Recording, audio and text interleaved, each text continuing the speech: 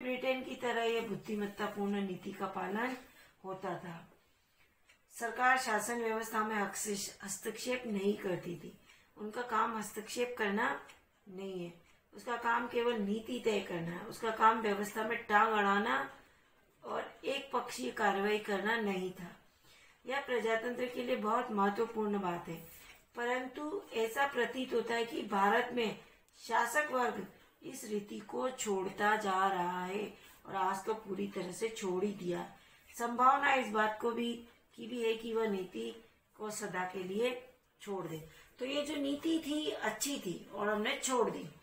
तो इस तरह से सफल प्रजातंत्र के लिए नीति को नहीं छोड़ना चाहिए, मतलब सरकार की शासन व्यवस्था में दखल नहीं देना चाहिए, क्योंकि सरकार का काम है पॉलिसी या नीति तय करना। उसका यह काम नहीं कि शासन व्यवस्था में हस्तक्षेप करे या पक्षपात से काम ले। ये भी आवश्यक शर्त है। अब देखिए नेक्स्ट, मेरे मत के अनुसार प्रजातंत्रवाद के सफल संचालन के लिए जो चौथी शर्त है वह है कि हम विधान संबंधी नैतिकता का पालन करें। ये शर्त अंडरलाइन कीजिए, चौथी शर्त है। ये सारी शर्तें आपको क्वेश्चन बनाकर कॉपी में लिखनी है, मतलब नियम। क्वेश्चन भी बनेगा यहाँ पे, विधान संबंधी नैतिकता क्या है। क्वेश्चन भी तैयार हो रहा है और इसमें शर्त भी है। तो देखिए, बहुत से लोगों के मन में विधान के लिए बड़ा उत्साह है। मैं उन लोगों में से हूँ जो वर्तमान विधान को एकदम फेंक देने के लिए तैयार हूँ, कम से कम नए सिरे से इसकी रचना करने के लिए। मतलब पुराना फेंकेंगे तभी तो नई की रचना होगी। लेकिन हम ये भूल जाते हैं कि हमारे विधान में कानूनी व्यवस्था तो है, लेकिन जिस चीज को हम विधान संबंधी नैतिकता कहते हैं उसका अस्थि पंजर मात्र है। इंग्लैंड में यह बात विधान की मर्यादा कहलाती है और लोगों को खेल के नियमों का पालन करना ही चाहिए।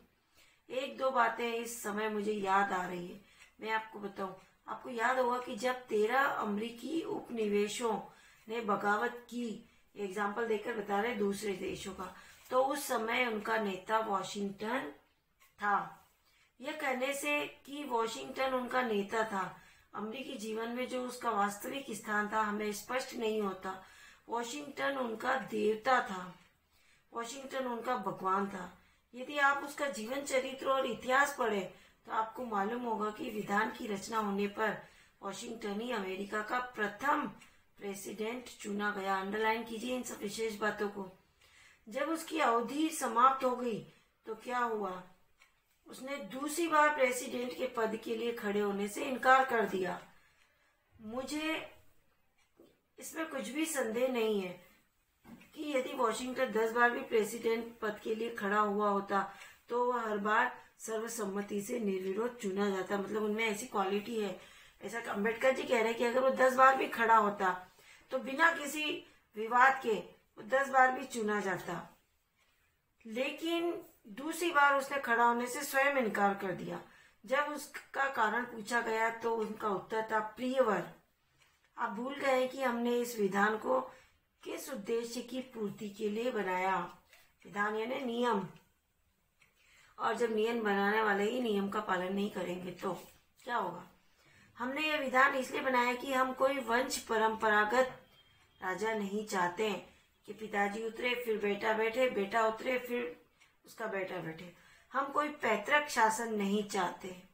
हम कोई अनन्य शासक या डिक्टेटर भी नहीं चाहते। यदि इंग्लैंड के राजा की अधीनता त्याग कर आप लोग इस देश में आकर भी मुझको ही प्रतिवर्ष प्रति काल विभाग अपना प्रेसिडेंट बनाए रहने लगे, मेरी ही पूजा करने लगे, तो आपके सिद्धांतों का क्या होगा।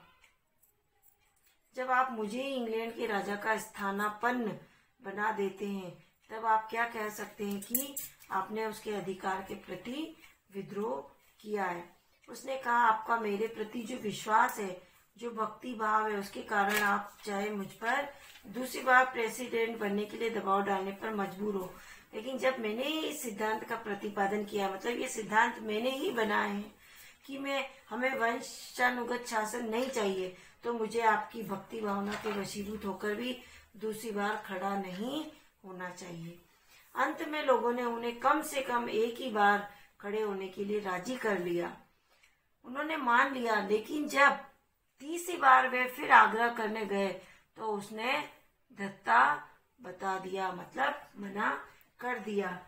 कहने का मतलब ये है कि प्रजातंत्र की सफलता के लिए विधान संबंधी नैतिकता का पालन करना, कहने का मतलब ये है कि प्रजातंत्र की सफलता के लिए विधान संबंधी नैतिकता का पालन आवश्यक है। उसके कारण ही कानूनी व्यवस्था बनी रह सकती है। तो उसके उल्लंघन से अराजकता फैलती है। जॉर्ज वॉशिंगटन ने दोबारा अमेरिका का राष्ट्रपति बनने से मना कर दिया था, इसी कारण मना कर दिया था कि अराजकता फैलेगी और उसके नियमों का पालन करने से, मतलब सफल प्रजातंत्र के लिए विधान संबंधी नैतिकता का पालन करने से ही कानूनी व्यवस्था बनी रहेगी, और नियमों का पालन नहीं किया तो अराजकता फैलेगी। इसीलिए उन्होंने दोबारा राष्ट्रपति बनने से मना किया। उनका कहना था कि राजतंत्र में एक ही व्यक्ति जीवन भर राजा बना रह सकता है, लेकिन प्रजातंत्र में ऐसा नहीं होता है। विधान संबंधी नैतिकता यही है कि आपके प्रतिकूल प्रतीत होने वाले किसी नियम को तोड़ना नहीं चाहिए, मतलब आपके अनुसार बनाए गए किसी नियम को, उसका सम्मान करना चाहिए।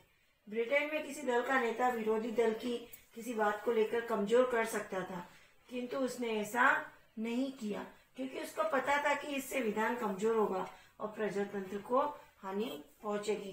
तो ये ब्रिटेन की शासन व्यवस्था इतनी बढ़िया थी। तो इन अलग अलग देशों की शासन व्यवस्था के बारे में उन्होंने इसलिए जिक्र किया कि हम उनकी शासन व्यवस्थाओं को अपनाएं और अपने देश में प्रजल सफल प्रजातंत्रवाद की स्थापना करें। और पीछे ये शब्द गया है अनन्य।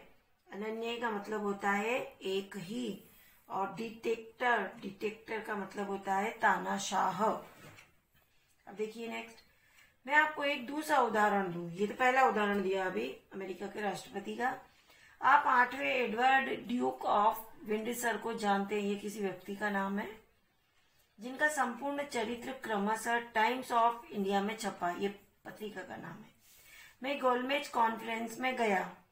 उस समय वहां बड़ा भारी विवाद चल रहा था। मतलब जब अम्बेडकर जी हमारे देश में किसी पद पर थे, उस समय उन्होंने ये भाषण में सारी बातें कही थी। तो उनके भाषण का ये कुछ अंश हमारी पुस्तक में प्रकाशित हुआ है, जिससे कि हम वर्तमान में हमारी शासन व्यवस्था को सुचारू और सफल बना सकें। तो गया, उस समय वहां बड़ा भारी विवाद चल रहा था। प्रश्न यही था कि क्या राजा को अपनी पसंद की किसी सामान्य स्थिति की औरत से शादी करने का अधिकार है, जबकि वह यह भी नहीं चाहता था कि वह औरत रानी मानी जाए, अथवा उसे इतनी भी व्यक्तिगत स्वतंत्रता नहीं है और उसे ऐसा करने के लिए सिंहासन का त्याग ही करना पड़ेगा। मतलब इस मैटर पर वहां पर डिस्कस चल रही थी उस कॉन्फ्रेंस में।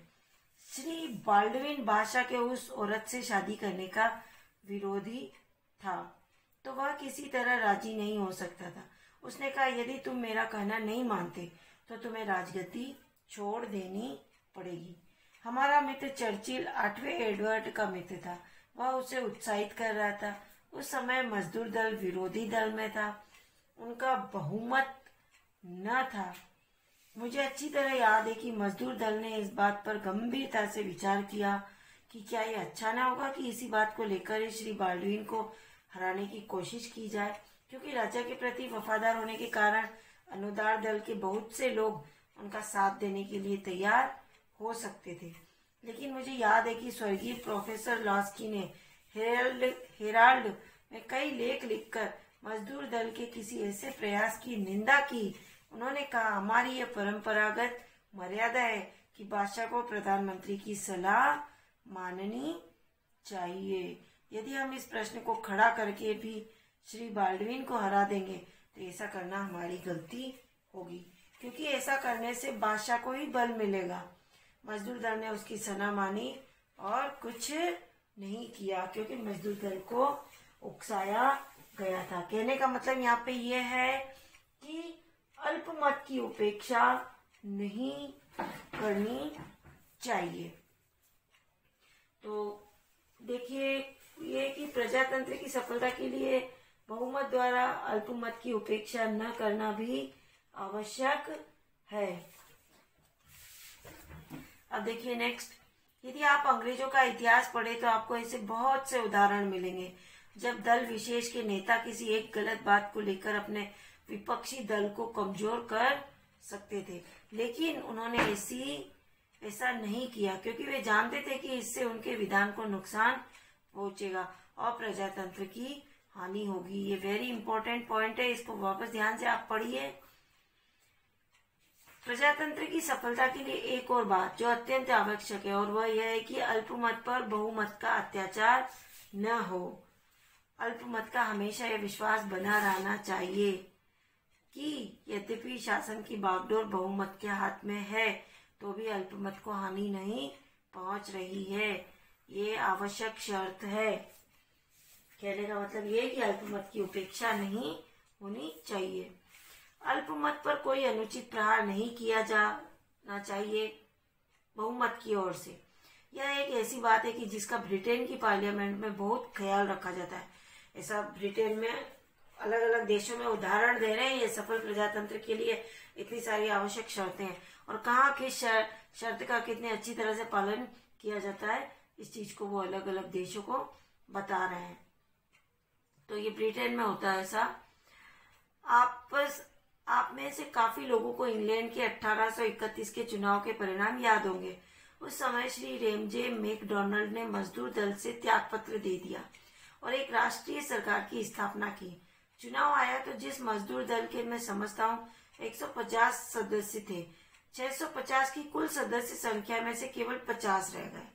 श्री बाल्डविन प्रधानमंत्री बने, तब मैं वहीं था, लेकिन मैंने एक बार भी कहीं यह नहीं सुना कि मजदूर दल के इन 50 जनों के अल्पमत ने, जो कि अनुदार दल के बहुमत की तुलना में बहुत ही अल्पमत था, कभी इस बात की शिकायत भी की हो। मतलब मजदूर दल के केवल 50 रह गए और बाल्डविन प्रधानमंत्री बन गया था, उसके बहुमत था उसका। फिर भी अल्पमत के जो ये 50 व्यक्ति थे, इन्होंने कभी इनकी बहुमत से तुलना की हो या इनकी शिकायत की हो। उन्हें उनके बोलने के उचित अधिकार से वंचित रखा गया हो या विरोध करने का अवसर नहीं दिया गया हो, ऐसा वहां नहीं हुआ, अथवा प्रस्ताव उपस्थिति करने की सुविधा नहीं दी। अब जरा आप पार्लियामेंट की ओर देखें। ये जो विरोधी पक्ष के लोग लगातार निंदा का प्रस्ताव या कार्य स्थगित करने का प्रस्ताव लाते रहते हैं, मैं उसका समर्थन नहीं करता, लेकिन तब भी आपने इस बात की ओर ध्यान दिया होगा कि चाहे निंदा का प्रस्ताव हो या चाहे कार्य स्थगित करने का प्रस्ताव।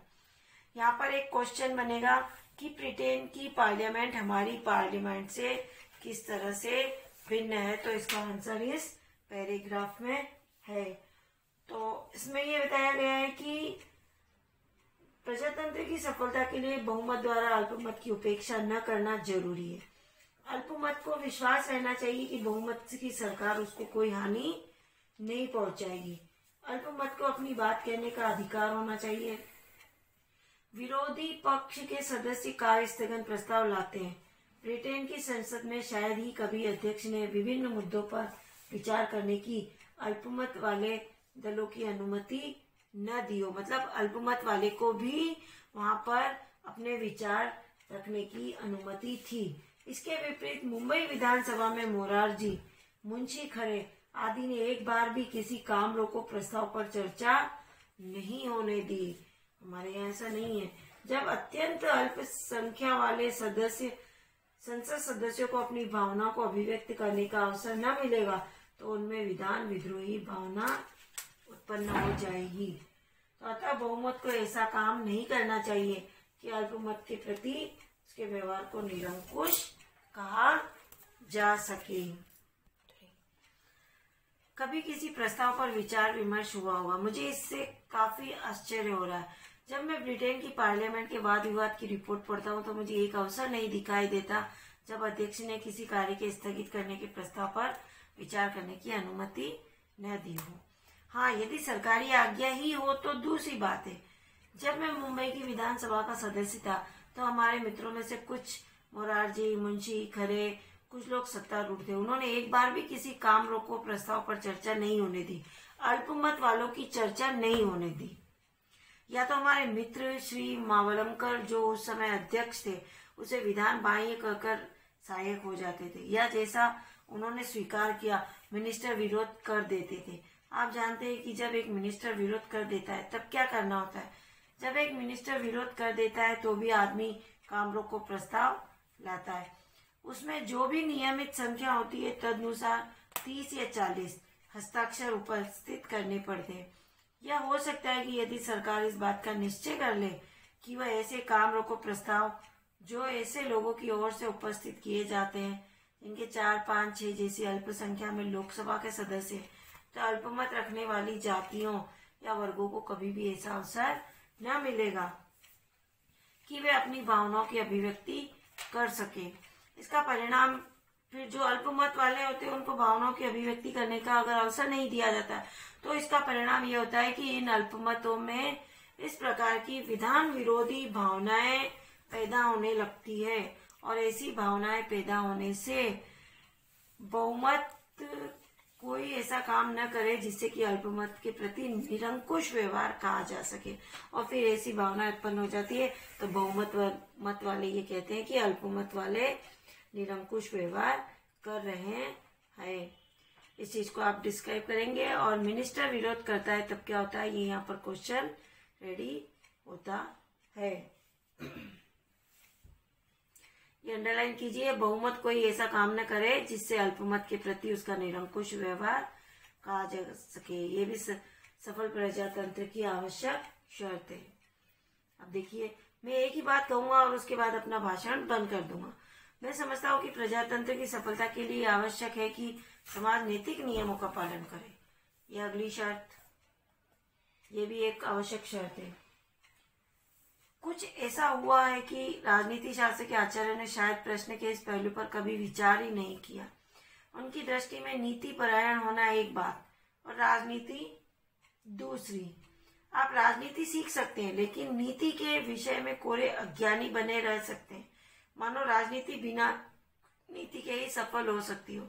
मुझे तो यह एक आश्चर्य में डालने वाली स्थापना मालूम होती है जो प्रजातंत्र में होता है। क्या हम एक स्वतंत्र सरकार में प्रजातंत्र की चर्चा प्राय करते हैं? स्वतंत्र सरकार से हमारा क्या अभिप्राय होता है? ये क्वेश्चन बन रहा है यहाँ पे। इसका मतलब है कि जीवन के विशाल क्षेत्र में लोग बिना कानून के हस्तक्षेप के अपना रोज का कारोबार चला सकते हैं, और यदि कानून बनाना पड़े तो कानून बनाने वाले का यह विश्वास है कि वह समाज विशेष इतना सदाचार परायण अवश्य होगा कि उसमें कानून का पालन हो सके। जिस एक आदमी ने प्रजातंत्र के इस पहलू पर भी ध्यान दिया है वह मैं समझता हूँ कि लास्की महाशय अपने एक ग्रंथ में उन्होंने स्पष्ट लिखा है कि प्रजातंत्र में यह मानकर चला जाता है कि समाज नीति परायण है। यदि समाज नीति परायण न हो तो प्रजातंत्रवाद टिका नहीं रह सकता है, जैसा इस समय हमारे देश में हो रहा है। तो देखिए, नैतिकता और राजनीति दो अलग अलग बातें मानी जाती है। राजनीति में नैतिकता का पालन करना जरूरी नहीं समझा जाता। प्रजातंत्र की सफलता नीति परायण समाज पर निर्भर करती है। लास्की ने अपनी पुस्तक में लिखा है कि यदि समाज नीति परायण नहीं होगा तो प्रजातंत्र टिका नहीं रह सकता। अगर प्रजातंत्र को टिका के रखना है तो समाज को नीति परायण बनाना होगा।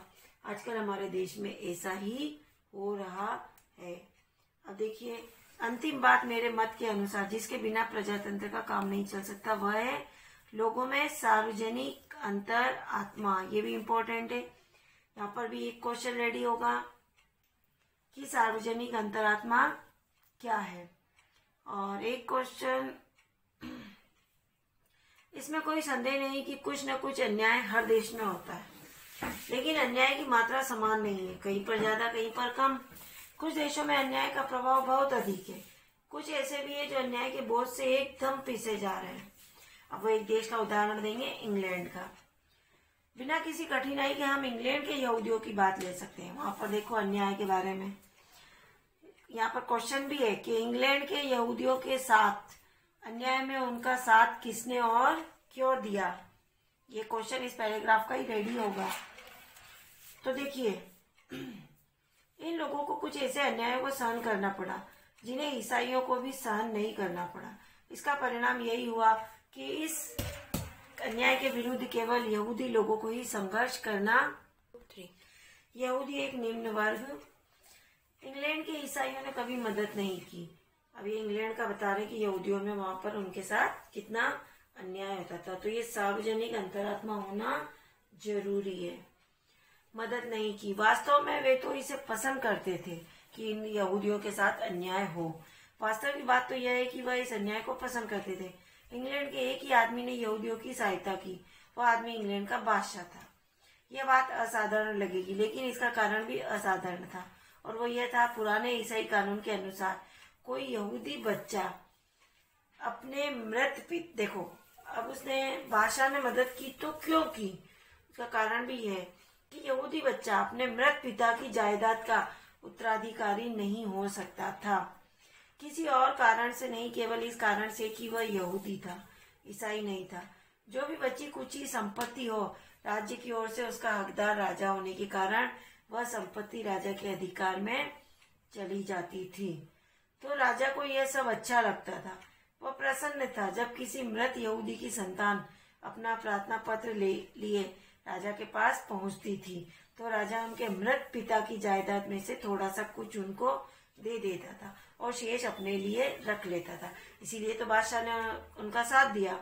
लेकिन जैसा मैंने कहा कि कभी किसी अंग्रेज ने यहूदियों की मदद नहीं की और यहूदियों को अपनी मुक्ति के लिए स्वयं संघर्ष करना पड़ा। सार्वजनिक अंतरात्मा के होने या न होने का यह एक उदाहरण है।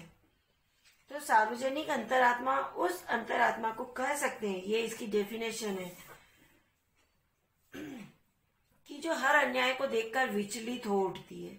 वह इस बात की परवाह नहीं करती कि उस अन्याय का शिकार किसे होना पड़ रहा है।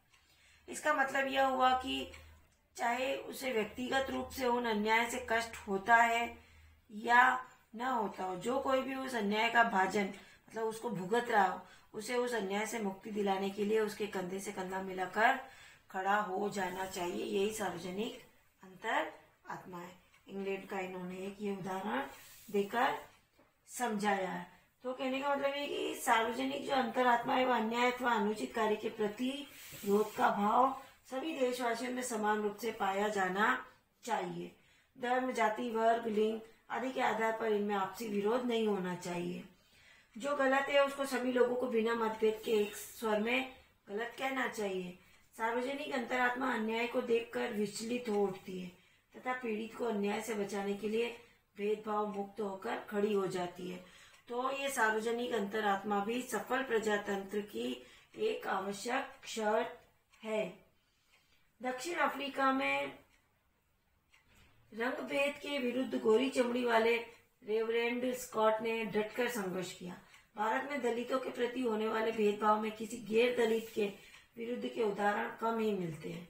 इससे भी प्रजातंत्र कमजोर होता है तथा समाज में उसके विरुद्ध विद्रोह पनपता है। मतलब दलितों के लिए लड़ने वाले उच्च वर्ग के किसी व्यक्ति को कम ही देखा जाता है, ये कहने का मतलब है उनका। अब वो अफ्रीका का उदाहरण दे रहे, अभी तो इंग्लैंड का दिया था, अब अफ्रीका का देखिए। आप अफ्रीका का उदाहरण ले, एकदम ताजा उदाहरण है। वहां जो लोग कष्ट पा रहे हैं वे भारतीय है क्या? नहीं।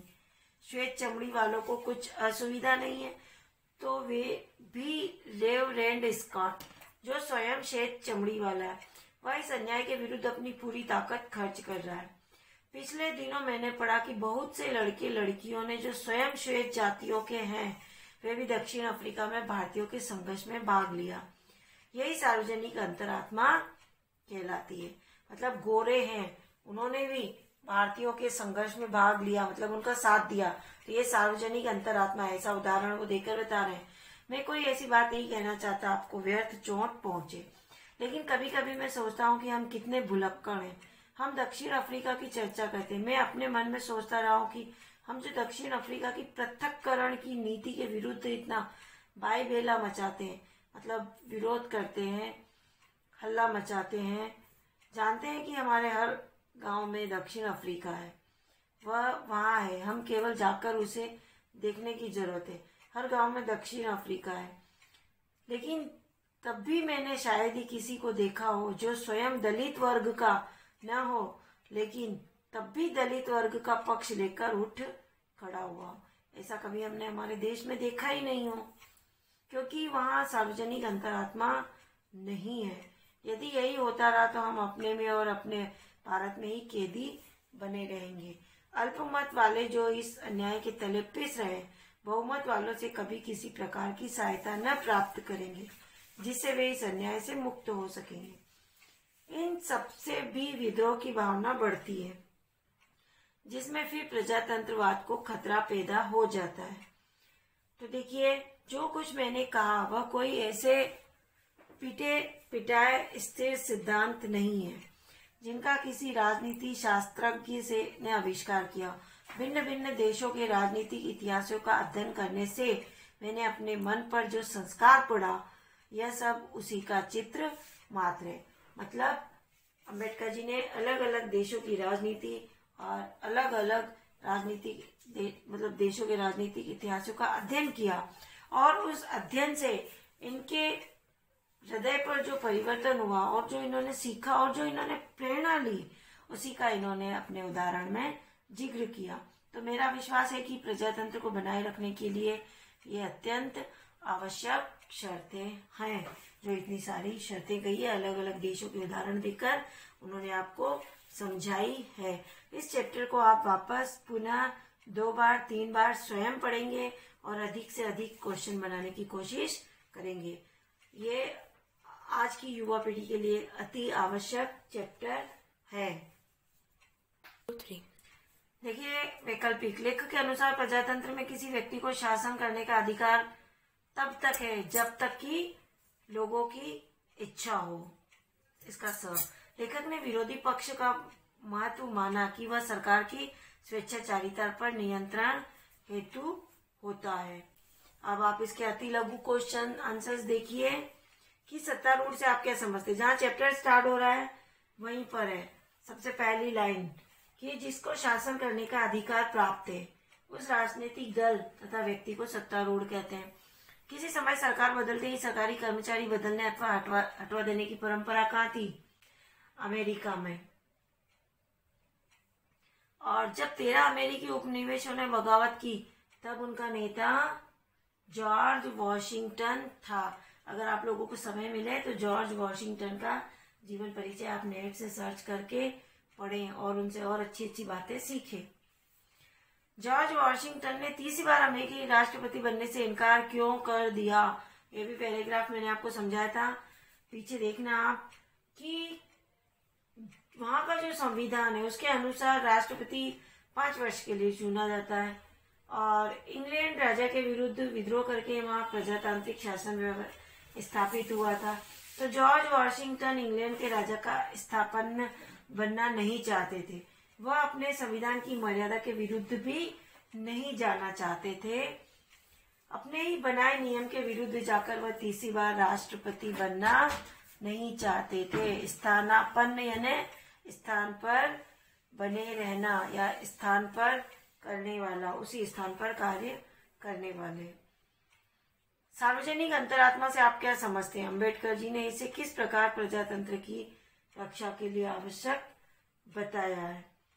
तो सार्वजनिक अंतरात्मा अन्याय के विरुद्ध बिना किसी मतभेद के सभी लोगों के एक साथ खड़ा हो जाना सार्वजनिक अंतरात्मा है। भले ही विरोध करने वाला उस अन्याय से पीड़ित हो या न हो, फिर भी उसे अन्याय का विरोध करना चाहिए। ऐसा नहीं कि जिसके साथ अन्याय हो रहा है वही विरोध करे और जिसके साथ नहीं हो रहा वो नहीं करे, ऐसा नहीं होना चाहिए। अगर अन्याय है तो विरोध सभी को करना चाहिए।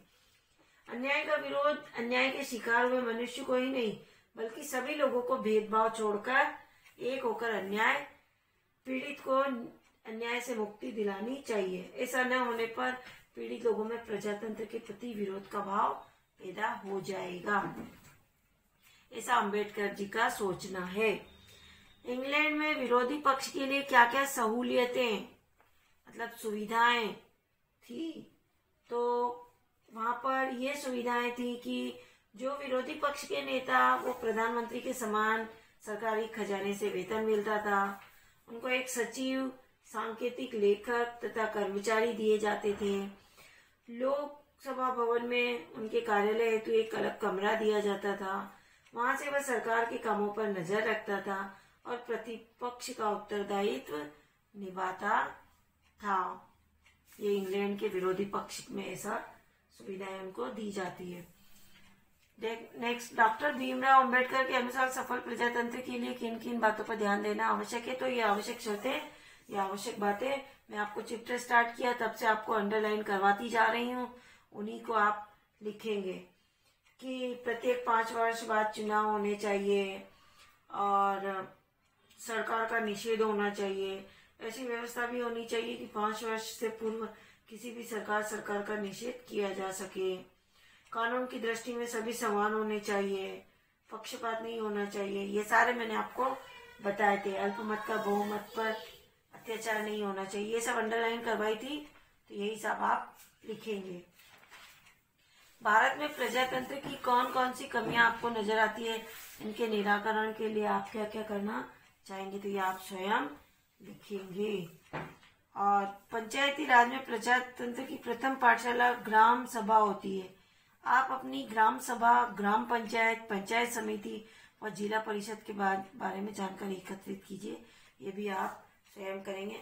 अभी भी वैसे ग्राम पंचायत के चुनाव चल रहे हैं, तो ये चैप्टर आप अपनी कॉपी में करेंगे और इस चैप्टर से अधिक एक्स्ट्रा क्वेश्चन निकालकर आप अपनी कॉपी में करेंगे। चैप्टर बहुत ही अच्छा है, इसे 1 या 2 बार और रीड करेंगे, तब जाकर आपको ये अच्छे से समझ में आएगा। धन्यवाद।